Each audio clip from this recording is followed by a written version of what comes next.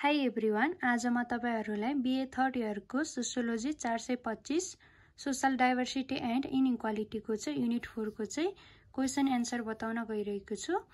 यो भन्दा अघिल्लो भिडियोमा चाहिँ मैले युनिट 1 देखि युनिट 3 सम्मको चाहिँ सबै क्वेशन एन्सरहरु बताइसकेको छु। अब चाहिँ हामी युनिट 4 को चाहिँ क्वेशन एन्सर बताउँछु। युनिट 4 को टपिकमा चाहिँ रहेको छ the Dalit and non Dalit relations. Dalit र गैर दलितका सम्बन्धहरु बारेमा चाहिँ यस युनिट 4 मा चाहिँ बताइएको छ। अब चाहिँ हामी क्वेशनमा हेरौं। क्वेशन नम्बर 1 मा रहेको छ explain the meaning and features of दलित।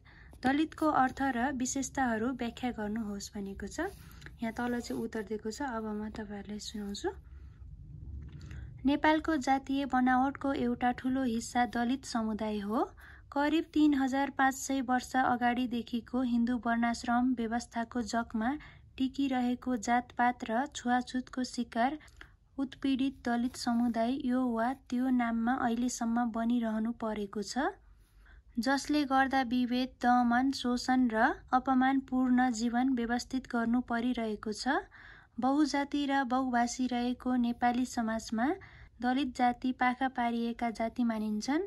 जनावरले समेत आफ्नो ढंगले अधिकारको उपभोग गर्न पाउँदछ भन्ने कुराको ओकालत सुरु भएको समयमा मानिस भएर पनि दलितहरूले समाजमा कुकुरको भन्दा पनि तल्लो व्यवहार भोग्नु परिरहेको छ।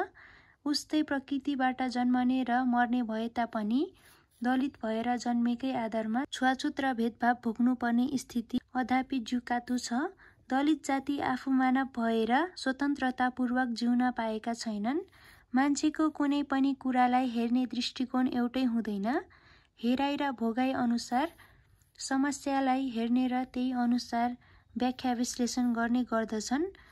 दलित समस्या कस्तो खालको समस्या हो भन्ने सम्बन्धित विद्वानहरूले विभिन्न तर्क गर्ने गरेको पाइन्छ। दलितको परिभाषा सबभन्दा पहिला सन् 1977 मा भारतका दलित प्यान्थरवालाहरूले गरेका थिए। उनीहरूले दलितको व्याख्या गर्दै जुन मान्यताको स्थापना गरे त्यो हो जो व्यक्ति प्रत्यक्ष वा अप्रत्यक्ष छुवाछुतको शिकार हुन्छ। त्यसका साथै जुन वर्ग सामाजिक उत्पीडनको शिकार भइरहेको छ, विशेष गरी युद्धमा हारेर दासी बनाइएकाहरूलाई, शूद्रमा झारिएकाहरूलाई दलित भन्न थालिएको पाइन्छ भने त्यस्तै गरी तल्लो स्तरको काम गर्ने जातिलाई दलित भनिने गरिएको पाइन्छ। ब्रिटिसकालीन भारतमा सन् 1927 मा बनेको साइमन कमिसनले शूद्र मध्येकै अति शूद्र अजात मानी पानी नचल्ने तहमा राखेको समूहलाई दलित मानेको र चरम आर्थिक शोषण तथा सामाजिक उत्पीडनको शिकार भई पानी नचल्ने ठानिएको समुदाय नै दलित हो भनेको छ। नेपालमा दलित शब्दलाई विक्रम संवत 2024 सालमा गठित नेपाल राष्ट्रिय दलित जन विकास परिषद नामको संगठनले पहिलो चोटि प्रयोगमा ल्यायो। यस प्रकार दलित आन्दोलनका क्रममा स्थापित दलित जाति शब्दले हिन्दू समाजमा अछुत बनाइएका जातहरूको साझा परिचय बुझाउने अर्थ ग्रहण गरिसकेको छ र ती जातहरूले पनि दलित जाति शब्दलाई आन्दोलनबाट स्थापित आफ्नो सम्मानजनक परिचयका रूपमा ग्रहण गरिसकेको आहुतिको भनाइ छ।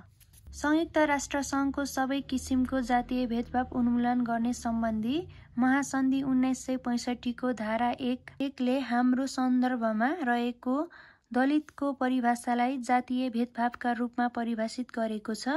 सो महासन्धिमा भनिएको छ जातीय भेदभाव भन्नाले जात, रङ, वंश, राष्ट्रियता र उत्पत्तिका आधारमा गरिने फरक व्यवहार, पृथक संकुचनता तथा अन्यलाई ग्राह्यता दिनुलाई बुझिन्छ, जसले मानवीय मर्यादा अधिकारको प्रयोग र मानव अधिकारको उपयोगमा समान हैसियत लगायत मूलभूत राजनीतिक, आर्थिक, सामाजिक तथा सांस्कृतिक अधिकार लगायतका हकमा हनन पुर्याउँछ। आजसम्म पनि संयुक्त राष्ट्र संघको सबै प्रकारका जातीय भेदभाव निर्मूल सम्बन्धी महासन्धि 1965 भित्र वास्तवमा छुवाछुतमय दलित छैन। नेपालको सन्दर्भमा विक्रम संवत 1910 को मुलुकी ऐनले जातीय भेदभाव एवं समाजमा अछुत मानिएका र सामाजिक, आर्थिक, सामाजिक, राजनैतिक, शैक्षिक तथा धार्मिक रूपमा राष्ट्रिय मूल प्रवाहबाट पछाडि पारिएका जात जातिका समुदायलाई दलित वर्ग भनी परिभाषित गरेको छ भने नेपाली समाजमा पानी चल र अचल ठहर गरेको समुदाय नै दलित समुदाय हो भनेको छ।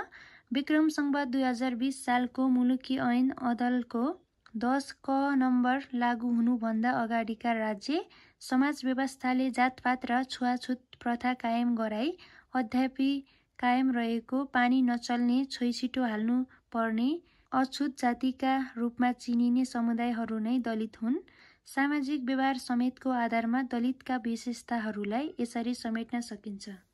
फर्स्ट पोइन्टमा रहेको छ वर्ण व्यवस्थाको आधारमा सबैभन्दा तल्लो तहमा रहेको छरिएको बसोबास, हिन्दू धार्मिक प्रणालीमा मात्र अवस्थित, सामाजिक रूपमा शोषित, बहिष्कृत र पीडित, परम्परागत पेसामा आबद्ध, कमजोर सामाजिक हैसियत, स्रोत साधनमा पहुँचको अभाव, अन्तर्जातीय वैवाहिकताको कमी, प्रथा परम्पराको नाममा शोषित र श्रमिक, सामाजिक धार्मिक राजनीति सहभागिताको अभाव। यसरी दलितको परिभाषाका सम्बन्धमा विभिन्न व्याख्या रहे पनि यथार्थमा हामीले देख्दै र बुझ्दै आएको के हो भने सामाजिक रूपमा हेपिएका, आर्थिक रूपले दबिएका, सांस्कृतिक रूपले पाखा लगाएका र राजनीतिक रूपले उपभोग र शोषणमा पारिएका जाति नै दलित हुन्। हजुरहरूले बुझिसक्नुभयो होला। दलितको अर्थ र विशेषताहरू चाहिँ यसरी व्याख्या गरिएको छ उत्तरमा। यो चाहिँ हाम्रो समाजमा पनि देखिरहेको कुरा हो र हजुरहरूलाई चाहिँ यसको क्वेसन आउँदाखेरि चाहिँ त्यति गाह्रो चाहिँ नहोला भन्ने मलाई लागिरहेछ। हजुरहरूले चाहिँ क्वेसन चाहिँ यसरी एक्सप्लेन गरेर लेख्नुपर्ने हुन्छ। यहाँ दलितको विशेषता चाहिँ यसरी यहाँ दिएको छ र मैले योभन्दा पुरानो क्वेसन पेपर पनि राखिदिएको छ यस युट्युब च्यानलमा। बिए थर्ड इयरको चाहिँ सबै क्वेसन पेपरहरू हजुरहरूले चाहिँ यस ट्यु टपिक युट्युब च्यानलमा गएर हेर्न सक्नुहुन्छ र म यस भिडियोको डिस्क्रिप्सनमा लिङ्क पनि राखिदिन्छु। यस्तै स्टडी रिलेटेड भिडियो हेर्नको लागि चाहिँ यस ट्यु टपिक युट्युब च्यानललाई सब्सक्राइब गर्न नबिर्सनु होला।